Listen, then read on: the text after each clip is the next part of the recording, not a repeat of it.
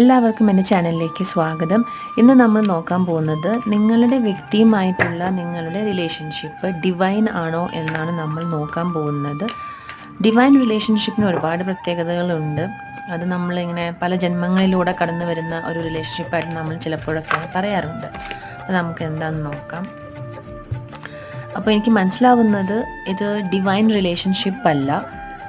കുറച്ച് കഴിയുമ്പോൾ നിങ്ങളുടെ വ്യക്തി നിങ്ങളെ ഉപേക്ഷിച്ച് പോകാനുള്ള സാധ്യത വളരെയധികം കാണുന്നുണ്ട്. തേർഡ് പാർട്ടി റിലേഷൻഷിപ്പ് വരുന്നതായിട്ട് കാണുന്നുണ്ട്. അല്ലെങ്കിൽ വേറെ പലരുമായിട്ട് റിലേഷൻഷിപ്പ് വരികയും നിങ്ങൾ ഒറ്റപ്പെട്ടു പോകുന്ന ഒരു സിറ്റുവേഷനാണ് കാണുന്നത്. അപ്പോൾ തീർച്ചയായിട്ടും ഇതൊരു ഡിവൈൻ റിലേഷൻഷിപ്പാണ് എന്ന് തൽക്കാലം നമുക്ക് പറയാനായിട്ട് സാധിക്കില്ല. മോസ്റ്റ്ലി നിങ്ങൾക്കിപ്പോൾ റിലേഷൻഷിപ്പിലാണെങ്കിൽ നിങ്ങൾ വളരെയധികം സൂക്ഷിക്കേണ്ട ഒരു സിറ്റുവേഷനാണ്. കാരണം ഇപ്പം ഇങ്ങനെ നോക്കി മനസ്സിലാവുമല്ലോ, ലീഫ് ഇങ്ങനെ ഒന്നുമില്ലാത്തൊരു സിറ്റുവേഷനാണ് കാണുന്നത്. അപ്പോൾ എല്ലാവർക്കും ഈ റീഡിങ്